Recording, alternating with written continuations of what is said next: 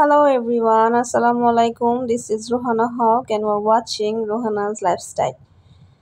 সকাল সকাল আজকে মনটা একদম ভালো হয়ে গেছে কারণ আমার শখের বেলি ফুলের গাছে আজকে একটা ফুল ফুটেছে, যেটা দেখার পরে আমি তো খুশিতে একদম বাকবাকুম হয়ে গেছি, কারণ অনেক দিন যাবত এটার জন্য অপেক্ষা করছিলাম। তো এরপরে আমি আমার মর্নিং ব্রেকফাস্টটা রেডি করে নিয়েছি, তেমন কিছুই না, জাস্ট একটা ডিম, একটু ফ্রুটস আর অবশ্যই কফি। আজকের ব্লগটা মোটামুটি মূলত সেটা হচ্ছে যে বৃক্ষ মেলায় গিয়েছিলাম বিকালবেলা, সেটাই তোমাদের সাথে শেয়ার করব। বৃক্ষ মেলায় গিয়ে আমার প্ল্যান ছিল যে আমি গাছ কিনবো, বাট আমি গাছ কিনতে পারিনি, কারণ হচ্ছে যে আমার কাছে মনে হয়েছে যে গাছের দামটা একটু বেশি, একটু না বেশ ভালোই বেশি চাচ্ছে ওরা। জানি না কেন, হয়তো বা মেলার মাঝামাঝি সময়ের জন্য। সাধারণত এই ধরনের মেলায় শেষের দিনে বা একেবারে শেষের দিকে প্রাইসটা কম থাকে বা ওরা কমে দিয়ে দেয়, হয়তো সে কারণে দাম বেশি। বাট আমার প্ল্যান ছিল যে আমি কিছু গাছ কিনবো, বাট আমি পারি নাই দামের জন্য। আর এই যে যারা ক্যাকটাস এবং সাকুলেন্ট এইগুলো পছন্দ করো, তাদের জন্য কিন্তু মেলায় অনেক হিউজ কালেকশন আছে। এদের দাম মোটামুটি ঠিকঠাকই ছিল, ক্যাকটাসগুলো, সাকুলেন্ট, অর্কিড এগুলা। বাট আমার একটা মরিচ গাছ কেনার প্ল্যান ছিল, বাট আমি সেটা পারি নাই। আর মূলত আমি যে কুয়াকাটা চলে গিয়েছিলাম, তো ওইখানে যাওয়ার পরে আমার অনেক গাছই নষ্ট হয়ে গেছে, সম্ভবত ওয়েদারের কারণে। আর ট্রাভেলিংয়েও আমার অনেক গাছ ড্যামেজ হয়েছে। তো যাই হোক, আমি গাছ কিনতে পারিনি, এই দুঃখ নিয়ে আমি ভাবলাম যে একটু ছোটো ফুচকা খাই, খেয়ে মনটা ভালো করি। আর গাছ আমি হয়তো প্রবাবলি অনলাইন থেকেই পরে কিনে নিব, ওইটাই আমার জন্য বেশি কমফোর্টেবল হয়।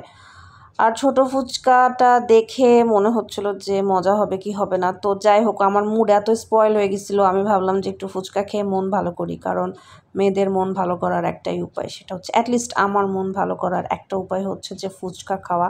আর এই ছোটো ফুচকা আমার খুব পছন্দ, বাট আনফর্চুনেটলি ওই দিন আমার বিকালটাই বাজে।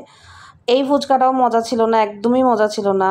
আমার আসলে 30 গোডাউনের ফুচকাই বেশি মজা লাগে, এটা একদমই ভালো না, কেন জানি না, টকটা মজা না, পুরাই মেজাজটাই আমার বিগড়ে গেল। তো এরপরে আমরা একটু লেবুর শরবত খাই। যাই হোক, লেবুর শরবতটা অনেক মজা ছিল, তো এরপরে একটু ভালো লাগছিল এটা খেয়ে। আর বৃক্ষ মেলাটা সম্ভবত 15 তারিখ পর্যন্ত চলবে ওরা বলছিল, তবে হয়তো আরও কিছুদিন এক্সটেন্ড করবে। তো তোমরা যারা মেলায় ভিজিট করনি তারা ভিজিট করতে পারো। মেলায় কালেকশন খুব সুন্দর আছে, অনেক ইউনিক কিছু প্ল্যান্টস আছে। যেমন আমি দারচিনি গাছ দেখলাম এই প্রথমবার, আমার খুব ভালো লেগেছে এটা দেখে।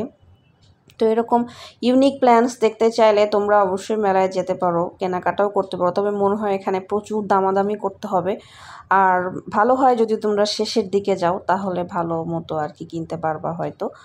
আর এরপরে বেলস পার্কে চা খেয়ে নিলাম, কারণ বেলস পার্কে গেলে চাটা খেতেই হবে মাস্ট। এরপরে আমরা চলে গিয়েছিলাম 30 গোডাউনে। 30 গোডাউনে যাওয়ার প্ল্যান ছিল না, হুট করেই গেছি। আর এই দেখো, এই হালুম 30 গোডাউনে এই যে ফুড কার্ট, যেটার নাম হালুম, এখান থেকে আমরা সবসময় ফুড অর্ডার করি।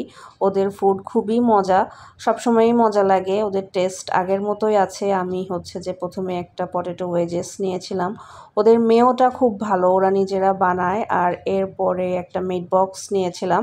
আমি যেহেতু অনেক দিন ছিলাম না বরিশালে, প্রায় 7-8 মাস পরে আমি ওদের খাবার আবার ট্রাই করছি।